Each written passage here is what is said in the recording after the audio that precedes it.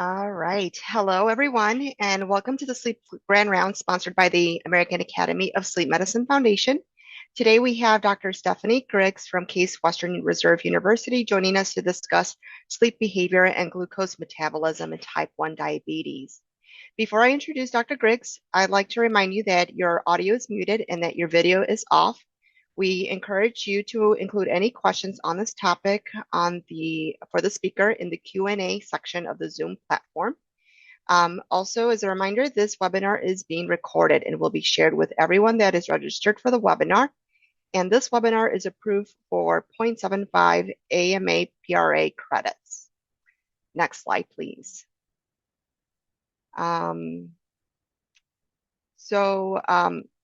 In accordance with the updated Accreditation Council for Continuing Medical Education Standards for commercial support, the ASM has implemented a process requiring each speaker to disclose and resolve all conflicts of interest with any commercial entity. We have reviewed the disclosures and resolutions and believe that the submitted citations comply with AACME standards. The disclosures and resolutions provided by the speaker are included in the slide presentations for all attendees' information. Now, I'd like to introduce you to our speaker today. Next slide. So Dr. Griggs is an assistant professor at Case Western University's Francis Payne Bolton School of Nursing.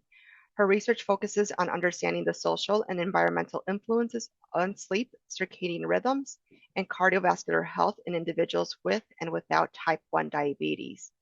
She has received awards such as the AASM Foundation's Bridge to Success Award and a pending R01 from the National Institute of Diabetes and Digestive and Kidney Diseases to test a sleep health intervention for young adults with type 1 diabetes. As a fellow of the American Academy of Nursing, she has been recognized for her contributions to science and teaching, receiving multiple awards from various organizations, including the Sleep Research Society and the Midwest Nursing Research Society. So thank you for joining us, Dr. Griggs. I am going to pass the mic over to you.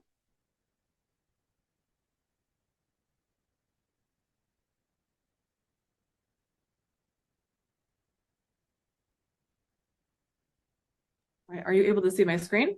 Yes. Does that work? Okay, great. Thank you so much for having me. I'm very delighted to come and talk with all of you and to present at this Grand Rounds. So my talk today will be focused on sleep behavior and glucose metabolism in type 1 diabetes.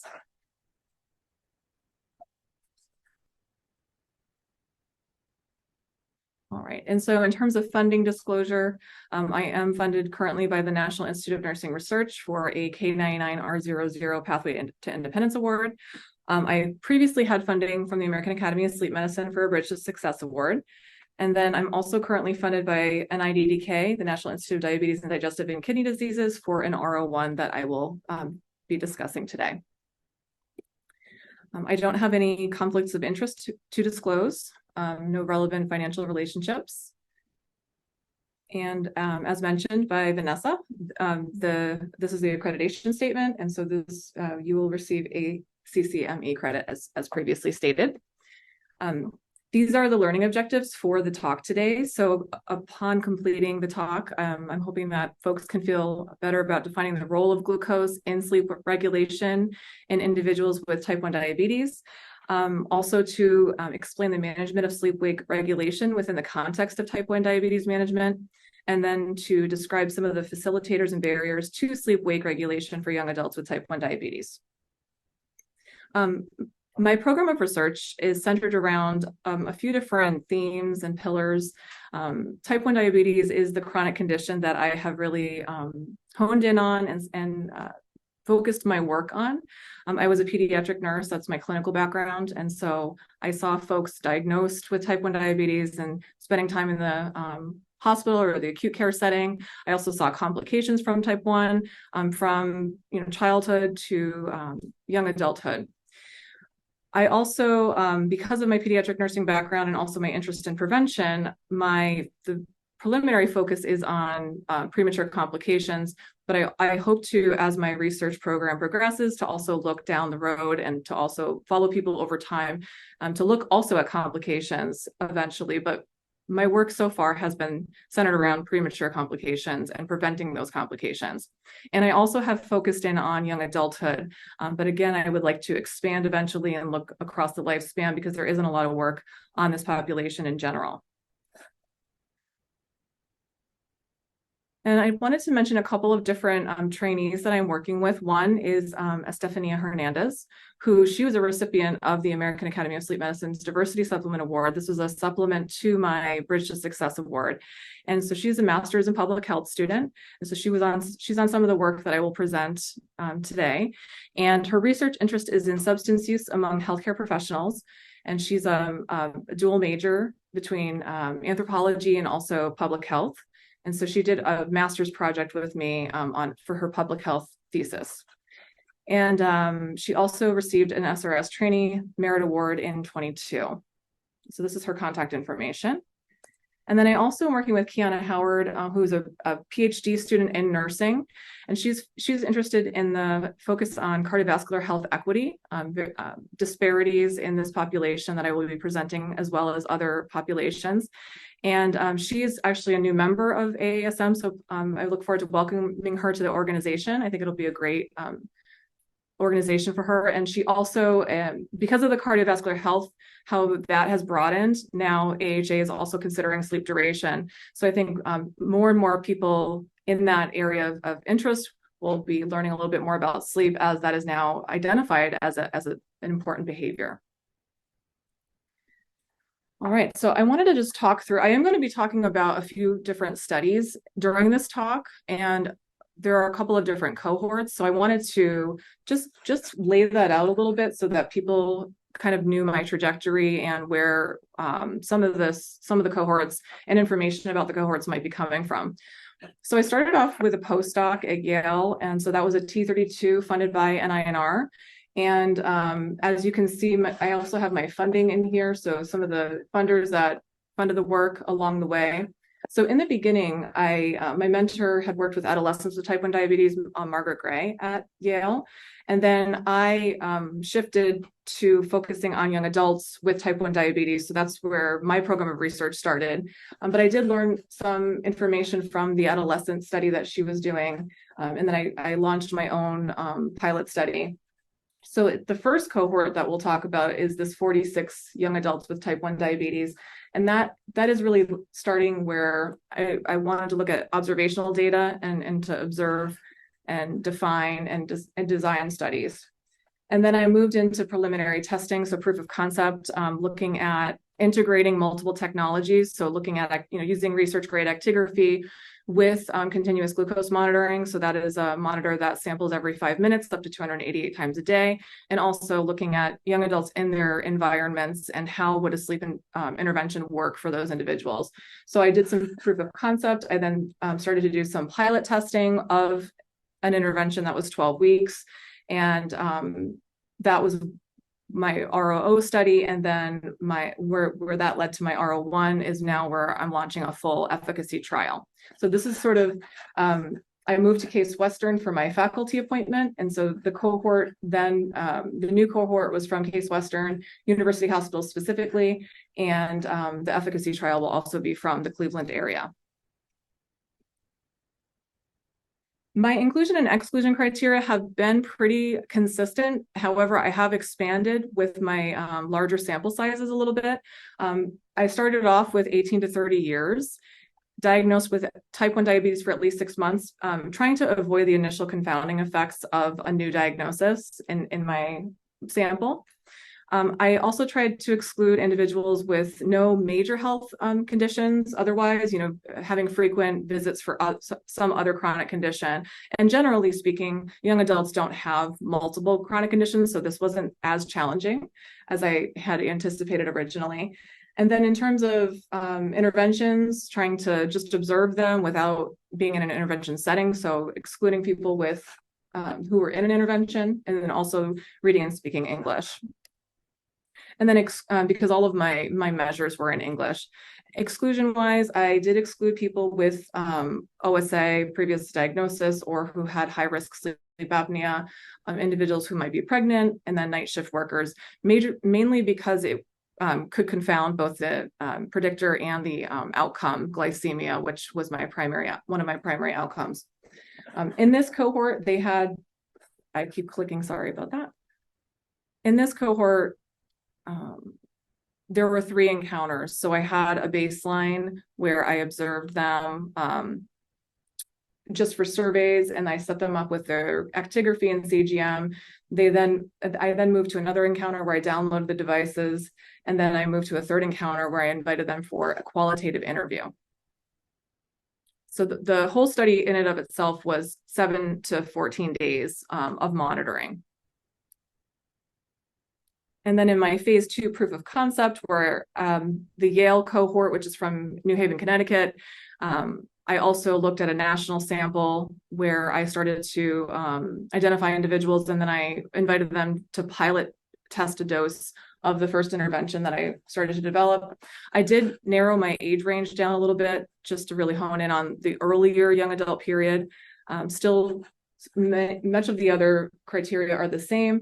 The other addition that I added was this A1C greater than 7%. So the target for type 1 diabetes is to have an A1C less than 7%. That shows good glycemic management. However, because it was such a small pilot study, we made the decision that we would start with people who were not quite meeting targets to see if we could move the needle at all. The other piece that we added in as exclusionary criteria were the individuals had to be basically sleeping less than 7 hours, so that there was, again, a little bit of room for improvement. This is a qualitative study that I did while I was at Yale with that cohort. I looked at barriers and facilitators to their sleep and trying to understand that a little bit more. And the main conclusion that I came from this particular work was that young adults with type 1 diabetes, they have sort of all of the general issues that young adults would have with sleep, with their behavior. And some of the things that helped and hindered their sleep were very similar to the general population and some of that work that had been published. However, there was this additional layer that needed to be considered that you'll see on the top here, you'll see on the left-hand side. These are some of the things that facilitated, which euglycemia, so essentially having their glucose be within a target range, that seemed to be a facilitator. Also managing the diabetes equipment ahead of time, so ahead of sleep. And then some of the additional barriers that they encountered were that they really had some specific delays in bedtime related to their diabetes management. For example, some individuals shared that if their glucose was on the higher end, they might need to have an extra dose of insulin. And so then they would have to wait an hour to see how would their blood sugar react before going to bed, because they would be worried about hypoglycemia. So that is dead in bed syndrome is a fatal hypoglycemia that can happen with type 1 diabetes. And so individuals would develop a lot of anxiety before going to bed. So that was a big problem, is if they either have glucose on the lower end. So people shared with me during the interviews that they would actually prefer to keep their glucose on the higher end so that it had some room to lower overnight, because they knew that overnight they would be fasting. And so to prevent that from happening, they ended up wanting to be on the higher end, which has its own set of risks and complications as well. So those are some of the things that I learned during the qualitative interviews. And then I took an intervention that was developed for adolescents from Michelle Perfect's group, and I adapted that for young adults. And so I delivered the intervention with a few modifications that I had come up with, having worked with the population a little bit. And then these were some additional themes that arose after delivering that pilot dose of an intervention. And essentially, these are some of the categories that they already knew about, some of the health goals that they had, sleep health goals, and then some barriers and facilitators, trying to really get at that before launching a full-scale intervention. And then the Cleveland cohort, this is the pilot group where I randomized people 1-to-1 to either a cognitive behavioral sleep health intervention, where the primary focus of that intervention is on sleep extension. And then the control condition was an attention control condition. They got a little bit about diabetes self-management, but so it was more of an enhanced usual care condition. And so trying the randomization process and also lengthening the intervention to a 12-week intervention. This is a snapshot of what the intervention looked like. We got some baseline data on individuals, and then we randomized them, as I just mentioned. So we had actigraphy and CGM data initially, and also diary data. And then they went through this 12-week intervention period. We had an attention control, and we also had the sleep condition. And we gave boosters every 3 to 4 weeks. And then we had a post-intervention data collection period, which was right after the 12 weeks. And then we had one more 3-month follow-up for this pilot. And then this is my full-scale efficacy trial that we have not yet launched, but we are in the process of getting ready to launch in December of this year. The only real change was we actually expanded the age range a little bit back to the 30. And then we also added in, we are going to take people in with obstructive sleep apnea. However, they do need to be treated. So if we do identify someone as high risk, we will actually refer them to treatment before then coming into the behavioral study. And we also added another time point. So we added another 3 months out time point to look at outcomes in at one more time. So I know I've been talking a lot about type 1 diabetes. I wanted to just make sure that we're all on the same page in terms of what that condition looks like. I know so a majority of individuals are familiar with type 2 diabetes. That affects more Americans than type 1. So type 2 is 34 million are affected by type 2 in the United States, and then 2 million are affected by type 1. And these are some of the key differences. So for the phenotype of type 1, it's oftentimes diagnosed in childhood. However, we do know that it can also be diagnosed in adulthood. But primarily, that's where you see the diagnoses happening. Often people might be underweight or even a normal weight, so it's not associated with obesity as type 2 is. People are more prone to ketoacidosis with type 1. And the key difference between insulin between the two groups. So for type 1, so there is beta cell destruction that leads to an absent autoregulation for insulin and glucose. And so what ends up happening is individuals with type 1 are completely dependent on insulin. So they need insulin to survive. Whereas in type 2 diabetes, people become resistant to insulin. However, they may not even need insulin depending on the management of that condition. Sometimes people end up being on insulin with type 2. However, with type 1, people always need insulin, and they always need to monitor their glucose pretty closely. There is for genotype, there is an increased prevalence in relatives. And in twin studies, there's a less than 50% concordance, and there is an HLA association. So one of the conundrums that I've experienced is between sleep behavior and glucose, and trying to untangle or disentangle that relationship. It is a very dynamic relationship. We know that, for example, short sleep duration, there have been several well-controlled lab studies that have shown that when you restrict sleep to either just shortening it from the 7 hours to just 4 hours, maybe there's more of a partial sleep deprivation situation going on, or even total sleep deprivation. In individuals without type 1 diabetes, we know that affects glucose. So if someone has no prior diabetes complications or no prior impaired glucoregulation, we know that directly will affect their glucose. And after several days, some individuals look like they actually have prediabetes by the end of some of these experiments. We also know on the flip side that altering glucose, so there have been also well-controlled lab studies where there have been insulin glucose, hyperinsulinemic glucose clamps, and so they would administer insulin and glucose overnight to individuals and see how they would react. And there was a experiment where they had healthy controls compared to individuals with type 1, and they found that people with type 1 had an impaired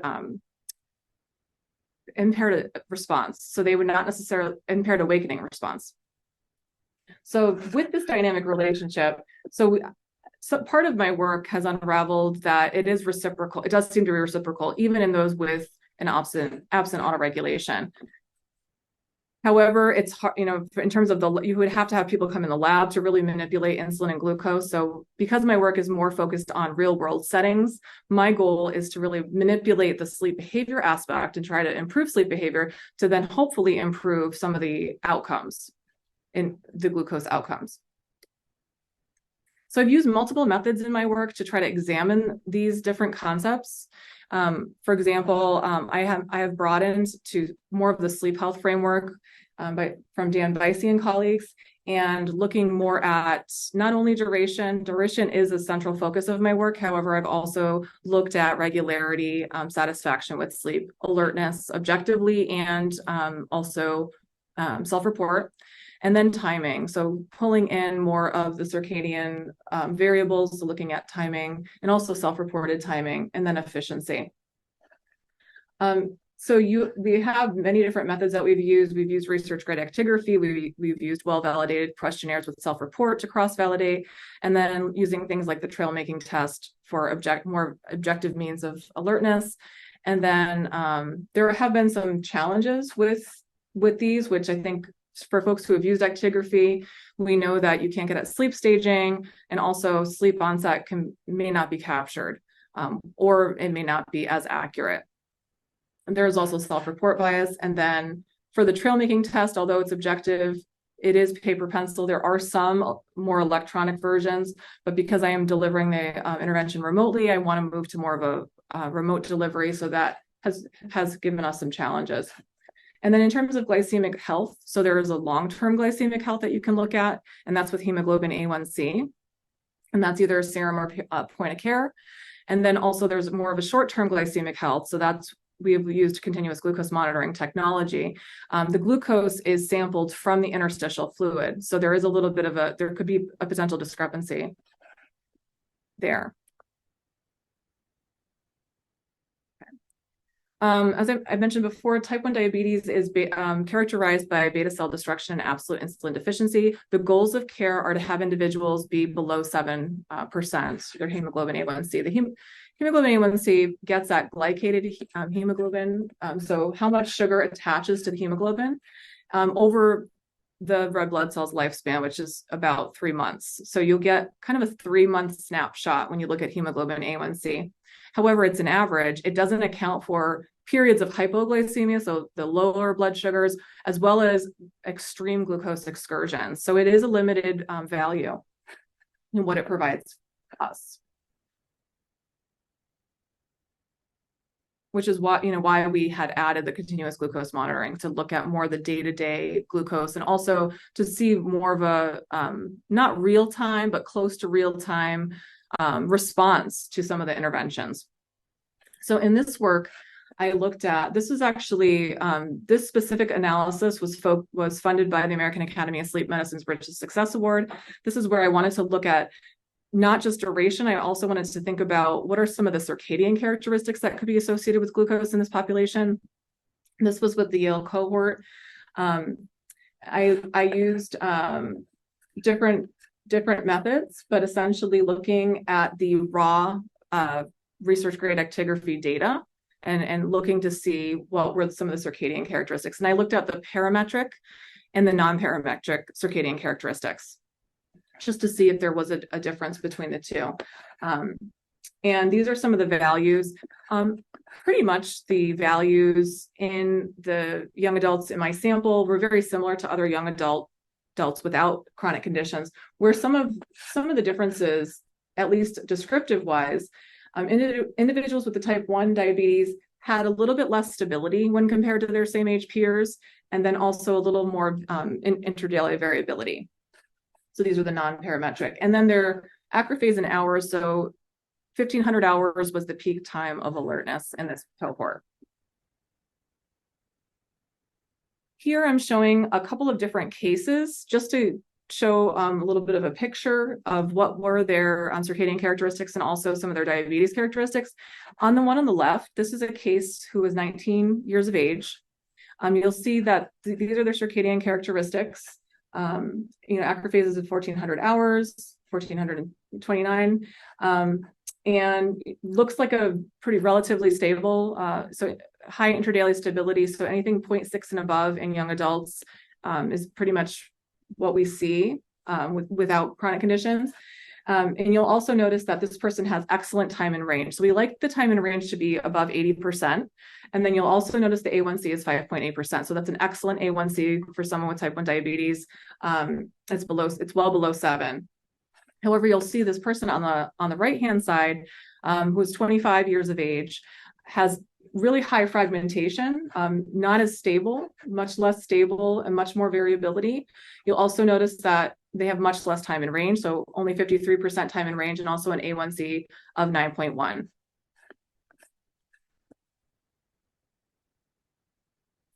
And then, so I wanted to see, first I looked at bivariate associations, and then I added these into a model to try to see what were of those that were associated significantly, what was the contribution of intradaily stability and total sleep time to these different concepts, these different outcomes, executive function, sleepiness, and glucose variability. And I noticed that, first of all, the contributions, as you can see, are different depending on the outcome that you're looking at. Intradaily stability was, so the more stable someone was, their actigraphy wise, they had better executive function. And then some of these variables were no longer significant when added to the model. So when we see a stronger rhythm adherence, so higher intradaily stability, that was associated with better executive function, which explained 19% of the variance. And then in that model, that particular model, total sleep time and other covariates did not explain the variance in the executive function model. Then we have shorter total sleep time and sex contributed to close to 40% of the variance in daytime sleepiness, and intradaily stability was no longer significant when these variables were controlled for. And then the association between intradaily stability and hyperglycemia risk was no longer significant when total sleep time was added. And then longer total type 1 diabetes duration was associated with more hypoglycemia risk, and that accounted for 23%. So you'll see that depending on the outcome, different variables seem to be more significant. But again, this is a small cohort. So I think as we expand and look at larger cohorts, we may have different findings. This is some of the work that Stephanie Hernandez was on during the diversity supplement training. I looked at, in this particular analysis, I looked at the coupling between glucose and unstructured physical activity over 168 hours or 7 days in the Yale cohort. And essentially we found that you'll see here that this is a cross wavelet transform in the results of that. And we used Morlet wavelet to look at patterns of sleep and glucose and to see if those patterns were associated with time and frequency dependent between these two processes. So the x-axis in this picture is the time in minutes and the y is the period in minutes. And we found during this analysis, this is one person depicted here, there was substantial glucose and unstructured physical activity coupling during sleep and wake, along with circadian variation based on this analysis. We also noticed that there was stronger coupling overnight versus during the day, which is interesting because people were more fasting at night. And so definitely what we saw from this analysis is that there is a circadian pattern to this relationship. We broke down different period ranges. So we broke these bands down into different, we broke both the actigraphy bands as well as the glucose bands so that we could couple them together. And we used different intervals to see if there was a difference when we looked across these different intervals. You'll see here that these are depicting the different bands. So we had 7 bands, which all had different time ranges. So the first band was 15 to 45 minute oscillations. The second band was 45 to 90 minutes. The third was 90 to 180. The fourth was 180 to 360 minutes. So on and so forth to the 7th band, which was 1,440 to 2,880 minutes. I mean, you'll notice that there are differences depending on those band lengths that we look at. So kind of slowing down and looking at those oscillations over different periods, we also were able to appreciate different significances with the circadian variables.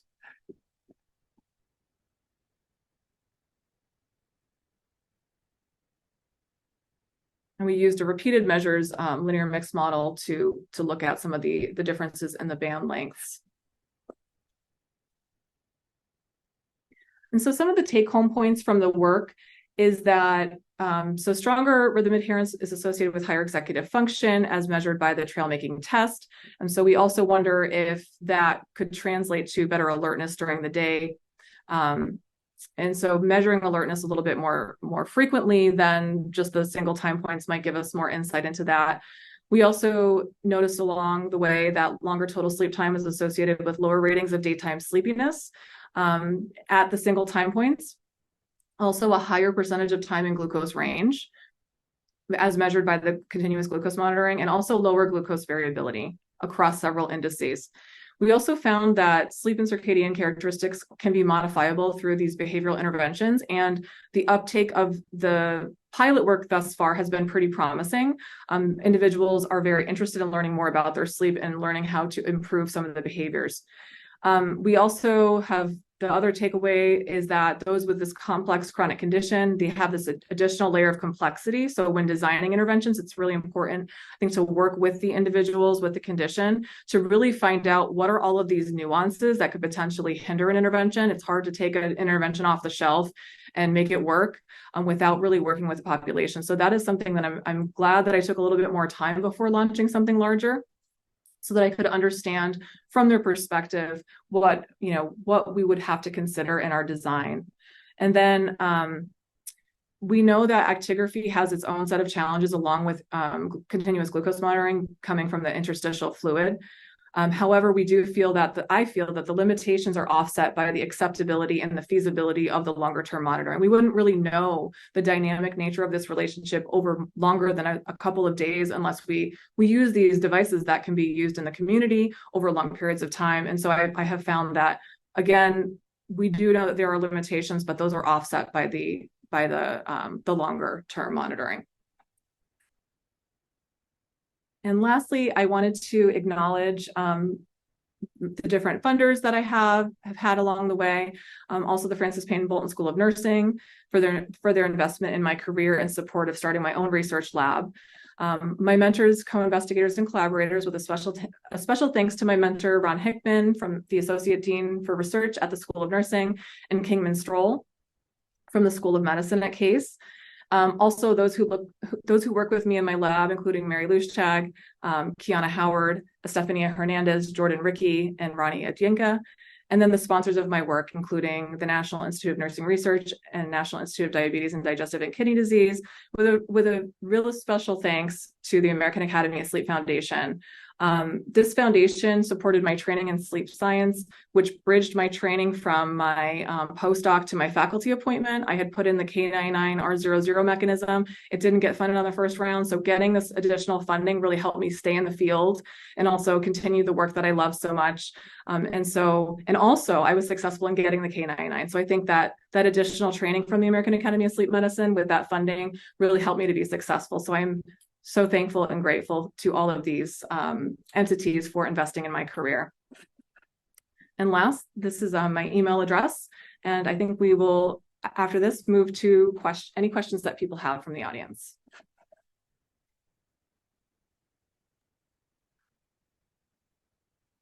Thank you so much, Dr. Griggs, for this very informative presentation. We did have one question come up on the Q&A, and I know folks aren't able to see it, so I'll just repeat what it says. So it states, fantastic work, congratulations. I wonder if you have any data on the insulin needs of the patients. Those with worse sleeping patterns, do they need more insulin or less? Do they have more glucose variability, perhaps? All right, that is a great question. And again, that is another measurement challenge out in the community, I will say. So one thing I didn't mention in my talk, but I will certainly elaborate on, is that, so I take people pretty much who have a variety of insulin modalities. So some of my individuals might actually do subcutaneous injections. So they're doing multiple injections throughout the day.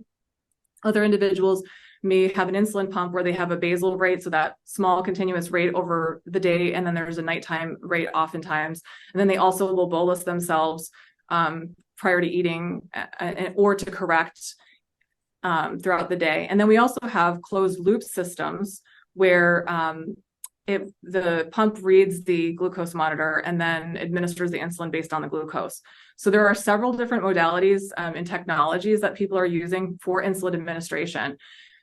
It's wonderful because we have all these different modalities. Some of them have a very high cost, others do not. With that, however, comes the measurement challenge, right? Because we can certainly collect insulin data from the pumps. That's a little bit more streamlined and easier to do, but the subcutaneous injections are a little challenging because then we would be relying more on self-report. So I have collected some insulin data, but it has unfortunately not been all that reliable or valid because I have that problem where I am accepting multiple people into the study, but then not really able to capture the insulin data adequately. Now, for the people with pumps, we certainly can do a little bit more analyses. But right now, we don't have enough people with insulin pumps, but I think as we conduct more and more studies, we'll have larger samples, so we might be able to look at least at smaller cohorts of individuals to hopefully try to address that question. Certainly from some of the preliminary lab studies that have been done, insulin is, of course, a major driver in glucose regulation. And I don't know if I'm answering all of the question. I want to make sure I didn't miss something. Did that answer the question? Do we have further questions? There was a follow-up to that question. It said, in your presentation, it was mentioned that certain patients had fear of hypoglycemia/anxiety. I wonder if you could share any information about the sleep patterns of the subgroup. Yes, so I didn't actually look at fear of hypoglycemia. So there is a separate construct and actually a scale that goes along with that fear because it wasn't central to my work. But I think down the road, I would like to look at to see if people met more of a threshold for that. I would say 100% of the sample has fear of nocturnal hypoglycemia, though. So they have it in one form or another, and it comes out in different ways. Sometimes it comes out more qualitatively, where we hear people talking about it, and sometimes you have to go through the focus interview to really get at some of what's going on with that individual. So I think the question might be centered around more of the degree of that fear, where we don't have those data, but there has been some work published on that. And I think generally speaking, at least from the literature, what we're seeing is that people with higher anxiety or fear of hypoglycemia tend to have higher glucose overall and poorer control. Much higher A1Cs, things like that have come up from that fear being exacerbated and not well controlled. All right, we did have another question come up in the chat. So it states, thank you for this great presentation, Dr. Griggs. I would ask about the actigraphy scoring protocol that you used in your previous work. So that's one question. And then the second question is if you are considering using Fitbit in your future projects or other devices. Great. Yes, those are great questions. I have primarily focused on the research grade actigraphy. And in terms of the scoring protocols, based on the device that I used in the past, I used the Spectrum device, which had a light meter. So I used, it was 2 out of 3 agreement between 2 objective measures. So I used the event marker and the light and tried to look to see if I had agreement. And then diaries were a backup in case someone either forgot to push the event marker or the light was a little bit inconsistent and hard to decipher. So I looked at 3 different parameters, 2 out of 3 agreement for scoring. And then we had 2 people scoring the data to look for consistency across the data. And then what was the second part of that question? Yeah, the second question was if you were considering using Fitbit in your future projects or any other devices besides actigraphy. Yes. So I'm pretty much I'm going to try to stay with the research grade actigraphy, and some of the newer technologies actually allow for remote monitoring. So one of the new devices that I'm going to be trying out in this new study, it allows us to remotely monitor, because at least part of this intervention is to show folks their sleep reports and to talk them through, have their behaviors changed their sleep at all, at least objectively from what we're seeing. So that's kind of what I'm starting to do now. I find that the research grade actigraphy at least from my perspective, gives me better or more robust data in terms of some of the circadian data. I think the measurement error, it's a little less measurement error. Fitbit, it's a little bit harder. I have looked into Fitbit a little bit more, or some of the other consumer wearables. Sometimes the challenge that I've run into is either data sharing, not getting all of the data that we need, or there's a fee associated. So there's been a little bit of some barriers to some of that, as well as like, so if someone has their own Fitbit, then there's like has to be a sharing that goes on.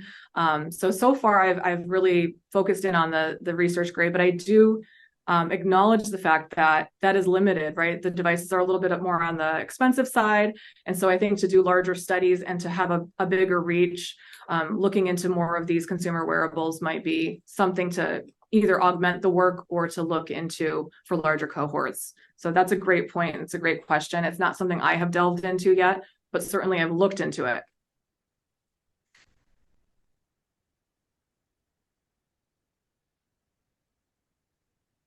All right, we got a thank you from that individual that asked that question. If anyone else has any questions, we do have less than 5 minutes remaining in this webinar. Please do feel free to add them into the Q&A.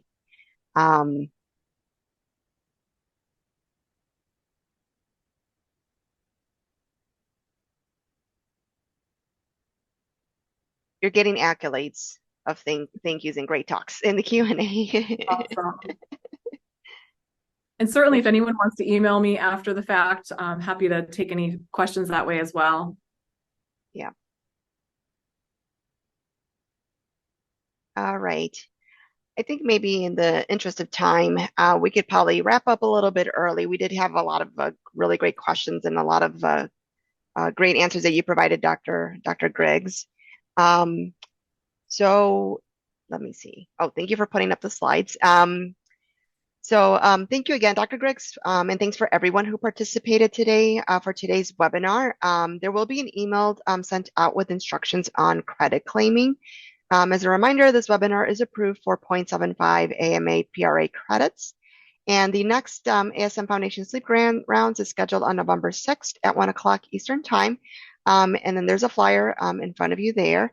It will focus on hypoglossal nerve stimulation therapy for obstructive sleep apnea and blood pressure. I do encourage you to keep a look at both the ASM and the ASM Foundation webinars calendar on current sleep medicine webinars that we may be hosting either starting in 2024. And you can do that just by visiting our event pages for both websites. But other than that, I wish everyone a very happy Wednesday, and then stay tuned for the next webinar. Have a good one, everyone. Bye-bye.